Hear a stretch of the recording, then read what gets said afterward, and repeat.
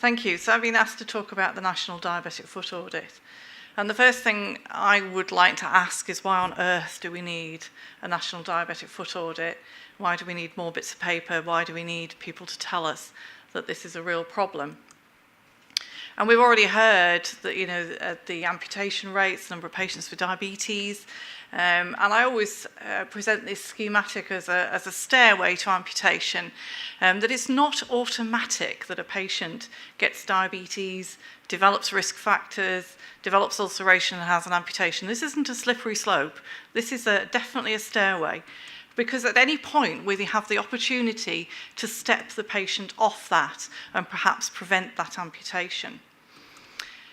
However, we do know that there is a wide variation in amputation rates in patients with diabetes across the country. This is the latest map. Unfortunately, it's cut off Wales and Scotland, but the most important bit's there. You can lynch me later. Probably the worst bit, actually, in terms of outcome. I think that's why Scotland and Wales are lopped off, because I think their outcomes are slightly better. And this is the most updated map. The last map showed a very red area down the southwest, with rather brighter, whiter areas in the middle. And this map has now been corrected for age and ethnicity, rather than just amputation rate per 10,000 patients with diabetes.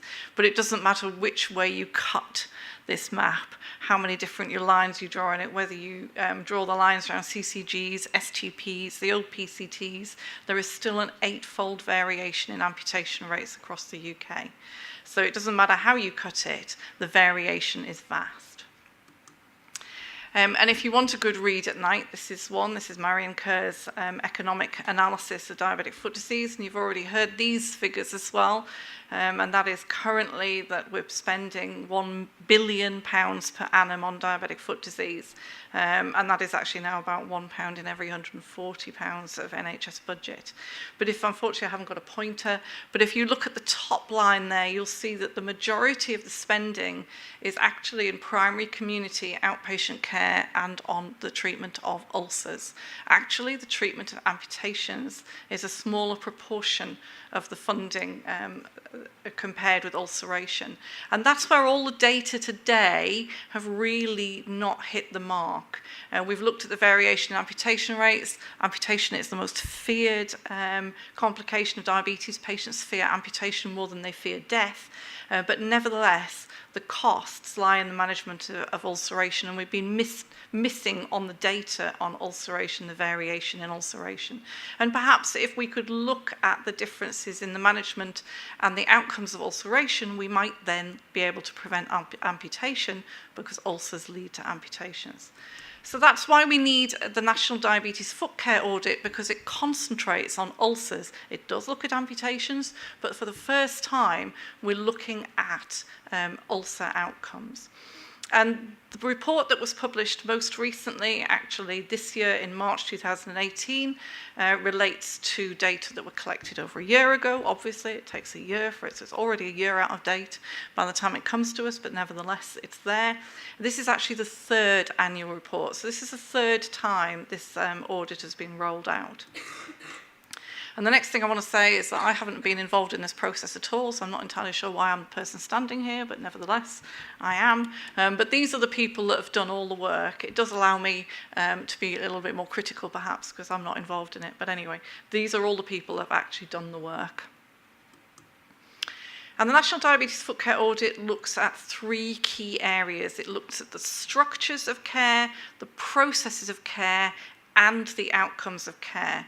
So in the structures are nationally recommended care structures in place. Do the processes comply with those national guidelines? And then it looks at the outcomes. I've cut this straight out of the report, and actually I quibble with some of the wording here, because what it says is outcomes. Are the outcomes optimized? Well, it doesn't say that. It just tells you what the outcomes are. What's the downside of the National Diabetes Foot Care Audit? It's called Foot Care Audit, but actually it only looks at the outcomes of ulcers. It doesn't look at anything else, like Charcot disease. Only 1 ulcer per patient is registered, which is a good thing, because it's a per patient outcome, not a per ulcer outcome. And we do know some patients swamp our service with multiple ulcers. and it is up to the clinician to choose the largest or most clinical significant ulcer per patient to put in the audit. So you would think that they might then choose the one that's easiest to heal so that they can look good, but I'll show you why that might not be a good idea in a minute.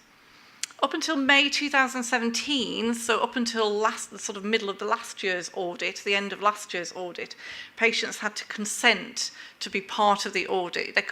They didn't have to consent to have their baseline data collected because that is usual care, and as long as the guardian of the trust approved that, we could collect the sort of size of the ulcer.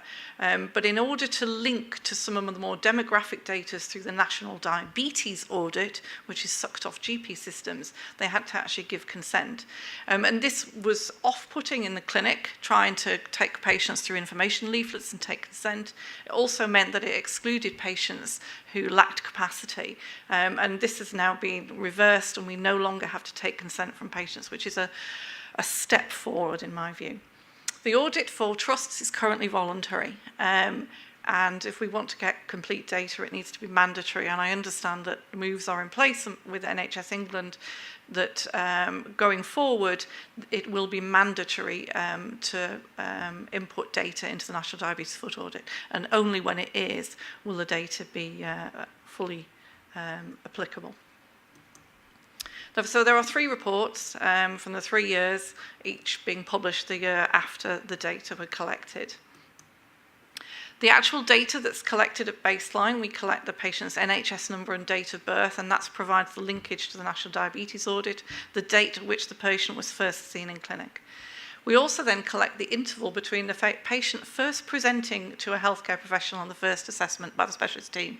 So that's not when the patient first noticed a problem, but when they first went to the healthcare professional and then got referred to the specialist team. So say from turning up in their GP surgery to being referred to the MDT, or community podiatrist to the MDT. That's because it's actually quite difficult for some patients to assess their ulcer. Then we fill in a SINBAD score. I'll take you through a SINBAD score. That's a score of severity. And then at 12 and 24 weeks, we are asked the question, is the patient alive and ulcer-free? And that's where game playing by producing the most simple ulcer in the audit doesn't work, because the patient has to have all of their ulcers free and be alive at the end of 12 weeks to get a tick in the box. So if you submit the simplest ulcer to heal, but they've got a socking big one on the other foot, they will not be alive and ulcer-free at 12 weeks.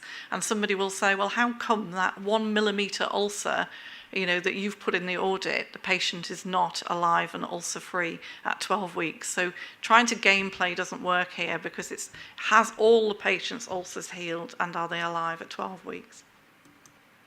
This is a SINBAD score. It's a very simple score to assess severity. It's as simple as you can possibly make. This score has been validated in 3 or 4 different countries now. So is the ulcer on the hind foot or not? And there is a definition for that. Is the patient ischemic? Is there evidence of peripheral arterial disease? And that's actually done by palpating peripheral pulses. Is there neuropathy as assessed by a 10-gram monofilament? Is there bacterial infection as assessed by the American Infectious Diseases Society of America definition, which requires there to be erythema around the ulcer, not just surface colonization? Is the area greater than a square centimetre? And does the ulcer reach to bone or joint? If you score any one of those, 2 or fewer is a less severe ulcer, 3 or more is a severe ulcer. This is the form that you have to fill in. It's only on 1 sheet. You can't read that, but the SINBAD score's down the front. It tells you which is the index ulcer, so it's easy to track, and a few dates, and that's about it. It's actually quite quick to fill in. What's not quick to do is to then upload that paper form to the NHS website. So although it's very quick to collect the data, it's not that easy for somebody then to sit and input that into the data systems, about which I have moaned to the Department of Health on more than one occasion. So what are the outputs of the audit, or the 3 audits? So in 2014-2015, the first audit, obviously it's always a slow start. 97 providers inputted data from 129 foot care services covering 5,000 foot clinic attendances. So there's 5,000 new patient attendances, which is a drop in the ocean of diabetic foot disease across the UK. However, it got better in the following year. Now there were 114 providers, 173 specialist foot care services, and by this stage, with the previous ulcers, we've now got 11,000 patient episodes uploaded. And then amalgamating all three, 132 providers, 189 services, and 22,000 ulcers in 19,000 patients. So by now, 3 years down the line, we've got a quite big numbers to look at. However, estimates are that we're still only capturing 10 to 20% of all incident ulcers in England. So it's possibly still not representative of what we're seeing. Nevertheless, they're big numbers, and we can see some trends emerging in the output data. So I'll just remind you, structures, process, outcomes. So in the structure, the question was asked, are the following NICE recommended care structures in place for the management of diabetic foot disease? And this question went to care providers. So in the UK, most of those were CCGs. So the three questions were, is there training, is there routine, established training in place for people to do diabetic foot examination? Does somebody go out and teach practice nurses how to do it? Is there an established foot protection service?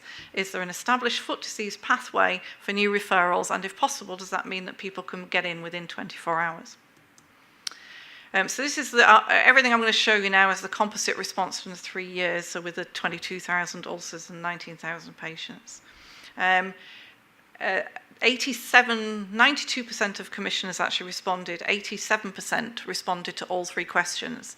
And these are what they answered. So only 2/3 of them said yes, there was training for routine foot examinations, with 7% of them not being sure. 85% of them said they had a foot protection service. Very fewer of them weren't sure.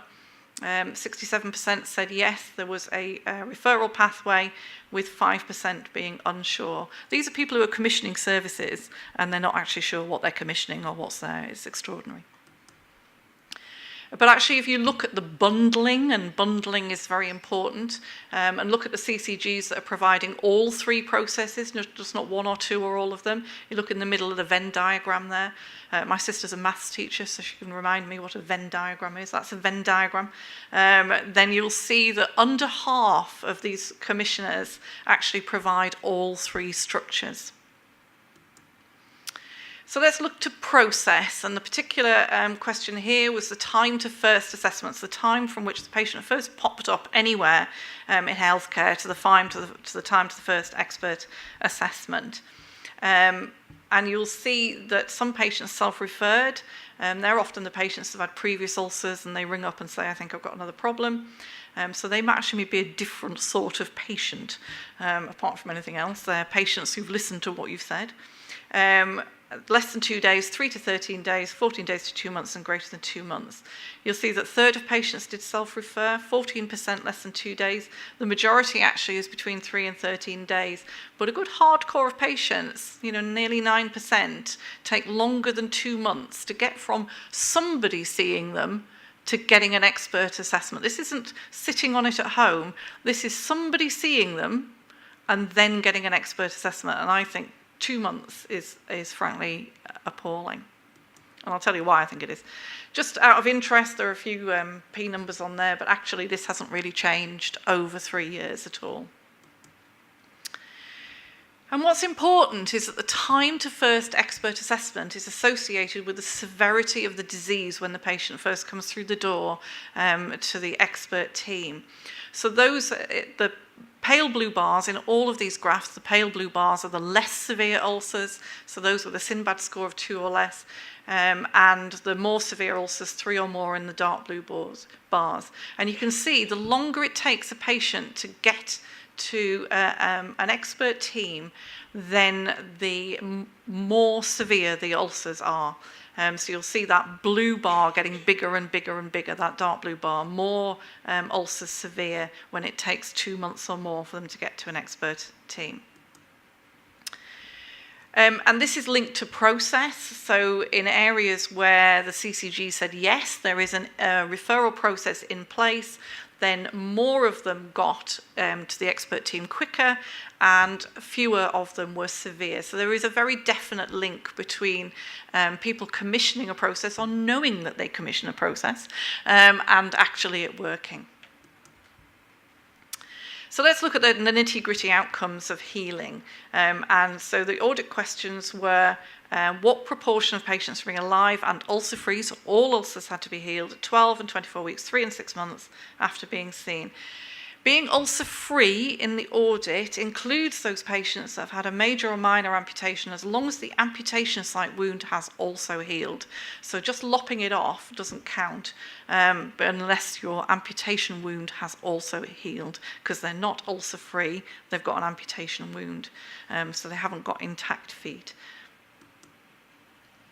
So these are the outcomes. On the left are all the ulcer episodes at 12 weeks, and on the right are all the ulcer episodes at 24 weeks. And you will see that at 3 months, 12 weeks, just under half of the patients are alive and ulcer-free. So we only managed to get people ulcer-free and out of the service in half the cases in 3 months, and 2/3 in 6 months. And you will see that the box on the right is slightly bigger because there's a new category of new ulceration after being ulcer-free. So 12 weeks the patients were ulcer-free, but then they've recurred in about 3%.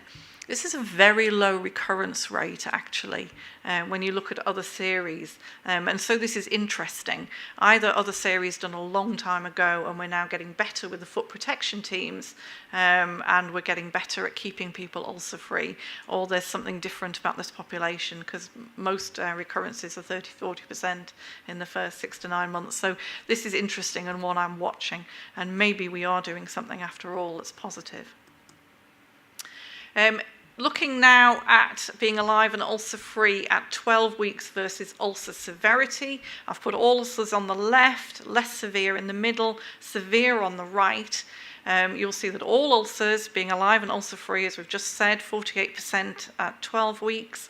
But if you have a less severe ulcer, that's nearly 2/3, 60%. If you've got a severe ulcer, then it's only 34%. So the severity of your ulcer as you get seen by the expert team defines how long it's going to be before you heal. That seems self-evident, but it's important. And at 24 weeks, the same. Overall, it was 2/3, 65%, but the less severe, it's 73%, nearly 3/4, and just over half with the severe ulcers. And this then shows you, correlates the severity with the time it took the patient to get there with outcome. And this is just following through, basically. It's saying the same thing. If you delay getting to the expert team, your ulcer is going to be more severe. If your ulcer is more severe, it is going to take longer to heal. And this is exactly what this ulcer says. 12 weeks at the top, 24 weeks at the bottom.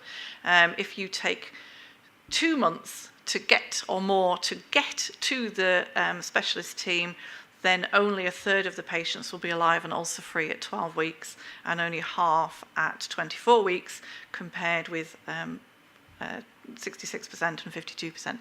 So getting a patient to an expert team early certainly seems to influence outcome. However, these data hide a huge variation, and we went back, started with variation in amputation rates. And I think this is where those variation amputation rates may derive from, because this shows you the variation across the providers that have inputted into these data. So you'll see that actually the being alive and ulcer-free, so in the top bar is the less severe ulcers, and the bottom bar are the more severe ulcers. So the pale box is less severe, dark box is more severe at 12 and 24 weeks. You've got the mediums there, the averages, but the range varies from 40 to 80% at the top, and from 50 to 90% in the next bar. So a massive, massive difference across services, even though they're graded by severity, in the number of patients who are alive and ulcer-free. Once we were able to link the National Diabetes Foot Audit data with the National Diabetes Audit data, we were able then to look at other things that would affect healing potentially. And the National Diabetes Foot Audit were very keen to keep the form as simple as possible to make it easy for people to fill in. And we know that data are being collected on all patients with diabetes on a regular basis anyway. And so by linking the data, we've been able to get an awful lot more data to look at the influence of healing. And here's this is by no means an exhaustive presentation, but I just picked out some things that were interesting. So these are other things that were associated with being alive and ulcer-free at 12 weeks. So you'll see that there are ticks and crosses. So the age at which the patient presented was not associated with outcome. Obviously, age is a strong factor in death, but possibly not in 12 weeks. Body mass index was, care processes weren't, deprivation quintile wasn't, diabetes duration was, ethnicity was, whether they'd had their foot assessment in the previous 12 months, whether they'd attended for their annual review was, their gender was, so women did better than men. Whether they'd actually achieved their treatment targets, and this is important because this also included good diabetes control. So good diabetes control, lower HbA1cs were not associated with being alive and ulcer-free in 12 weeks. Smoking status was, and then the ulcer characteristics that you'll see on the right, all the features of the SINBAD score, but actually this being their first ulcer, interestingly, wasn't. I mean, if you want to look at the size of the effect, this is an interesting graph to look at. So the things in the green are factors that are associated with better outcome, more likely to be alive and ulcer-free, and those in the red are those things that have an adverse effect on healing or being alive and ulcer-free. And you can see the magnitude of the effect, and you can see that down the bottom there, what really dominates the effect on negative outcome is the time to the first assessment, it being a large ulcer, it being a deep ulcer, and the limb being ischemic. And they're absolutely dominating that bottom part of the graph. At 24 weeks, very similar. Interestingly, ulcer infection wasn't associated at 12 weeks, was associated at 12 weeks, but isn't at 24 weeks. But otherwise, they are very similar in terms of influence. And again, at 24 weeks, the graph is very similar, and you'll see that once again, the negative outcomes are dominated by ischemia, large ulcers, and time to first assessment. They also looked at minor amputations, so we did collect data on whether the patient had a minor or major amputation in that 12 and 24 weeks. And these are the associations with minor amputations, patient characteristics, and ulcer characteristics. And interestingly now, age is associated with minor amputations, which it wasn't in healing, which I can't quite get my head around. Diabetes duration is associated, gender again. Actually achieving your treatment targets is, smoking isn't, and all the factors in the SINBAD score. And here's that graph again, and you can see the amputation less likely in the bottom, amputation, these are minor amputations, being more likely at the top. And you can see, actually, interestingly, well, it's not interesting, it's self-evident really, down the bottom, the feature that dominates not having a minor amputation is an ulcer on a heel, which I suppose is evident because it's really difficult to do a minor amputation on the heel. So if you've got a nasty heel ulcer that requires amputation, then you're probably going to go for a major amputation. So site matters. But those things that again dominate the minor amputations are deep ulcers, infection, large ulcers. Major amputations, actually the problem here is we get into the problems of statistics, that actually there were very few major amputations. So saying something is not associated might just be because you haven't got enough numbers. So here you have to start taking the data with a little bit of caution. So if something's positively associated, then it's very definitely is positively associated, but it's difficult because of the numbers to say something is definitely not associated. However, a strong association with smoking with major amputation, which is evident, the number of ulcers, where the ulcer is, and an ulcer on the hind foot, as we've just discussed, much more likely to have a major amputation than a minor amputation. Okay, my little amber light's flashing, which is good because I'm almost wrapping up. So I sort of, out of the corner of my eye, I've got an amber light. And these are the factors associated with major amputations, and you see that again is dominated by ischemia, large ulcers, and smoking. So what have we learned? Well, we've learned that we've now got 22,600 ulcer episodes documented from 19,000 patients. It's certainly a very massive survey. We've learned that fewer than half of participating commissioners provide all 3 NICE recommended care structures. Those are referral pathway, training for screening, and a foot protection team, just to remind you. 1 in 8 commissions are actually uncertain about what they're commissioning or what's actually there. Provision of a referral pathway for assessment is associated with a shorter time to assessment and less severe ulcers and less better outcomes. So if you've got an organised service and you follow it, it's likely to do better. When the time to first assessment is greater than 2 months, an ulcer is much more likely to be severe, and that happens in almost 1 in 10 of our ulcers at the moment. But patients who self-refer are much likely to have less severe ulcers. Fewer than half of people with diabetes across the board are alive and ulcer-free at 12 weeks. They're much less likely to be alive and ulcer-free if they've got severe ulcers versus less severe ulcers. And only about 2/3 are alive and ulcer-free at 24 weeks. And again, that's better if they've got less severe ulcers than more severe ulcers. However, there is an almost 40% variation between providers for these outcomes.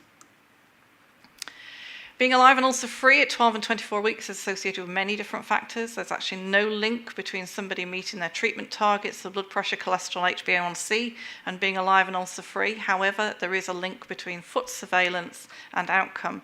And there's a link between infection at 12 weeks, but not at 24 weeks. Better outcomes, as in not having amputation, is strongly associated with having a single foot ulcer, but worse outcomes are strongly associated with ischemia, depth, size, smoking, having an ulcer on your hind foot, and bacterial infection. And the report finishes with 2 final recommendations, which I think sums up the strongest associated factors that they found in this survey. And that is that pathways, we should be ensuring that pathways of care enable new ulcers to be assessed by expert opinion and expert teams without delay, because the longer it takes a patient to get to that expert team, the worse the ulcer and the worse the outcome. And because ischemia dominated all those poor outcomes, ensure that where circulation is a factor, people are promptly assessed for possible revascularization. Thank you very much.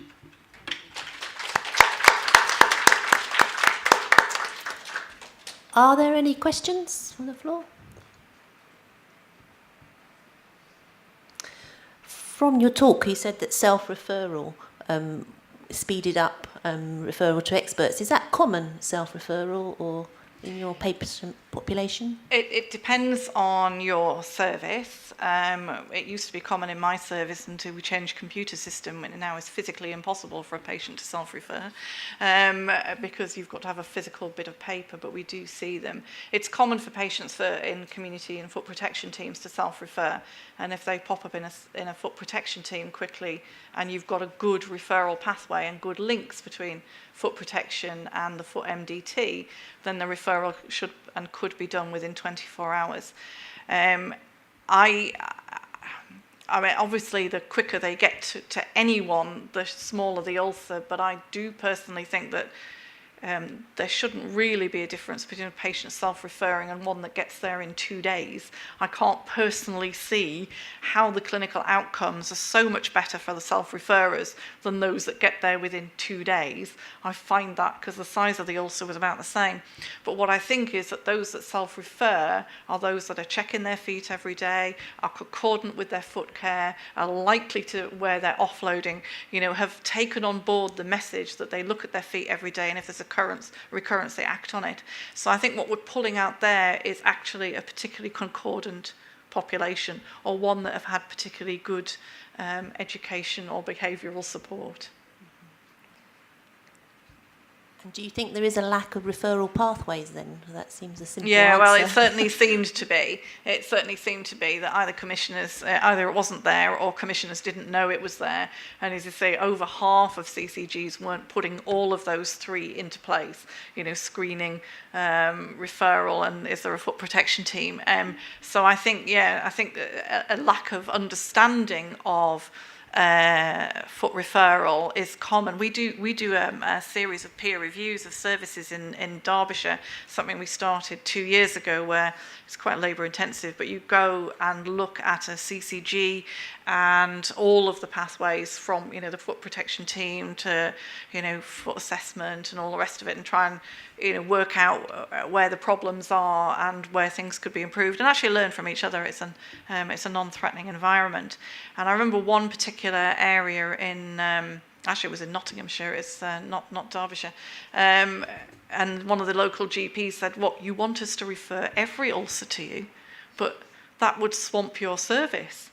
It wasn't my service, to the consultant, and I chipped in and said, well, I think you should, I think A, it's what NICE says, that you should refer them all, and B, I think you should allow the service to decide if they want to be swamped or not, and it is actually their problem to sort that out, not your problem to decide how they are or are not going to manage their workload. And I think there is, so there was clearly a lack of understanding, even though there was a pathway in place, a lack of understanding of the need to actually put that patient on the pathway. Mm-hmm. And you mentioned a foot protection team being from Scotland. I haven't heard of that. Yeah, and again, I sort of worry sometimes about some of these reports. I say I wasn't involved in it. I hope nobody in the room was. So I'm going to get lynched now. I think some of the language makes it quite difficult because the foot protection team may not be called the foot protection team. So in my area, the foot protection team is called the high risk community podiatric diabetes service.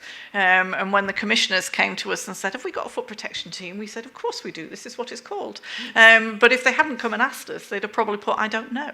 And that's basically what it is. It's a community team that take on board the high-risk patients. So I know it exists in Scotland, but the language, which has been derived by NICE, may not be universally understood. Mm-hmm. So that's two things to go back with. Find your referral pathway and check if you've got a foot protection team. Oh, and call it that. Yeah. Thank you, Fran. Thank you. All of my speakers have stuck to their time excellently. So just to remind you that the AGM is upstairs at 5:00, and everyone, as you are all members now, as your delegates, you're all members of the Tissue Viability Society, so you're all welcome to our AGM, and we do want to have more member input. Thank you. Thank you, Fran. If there's no more questions.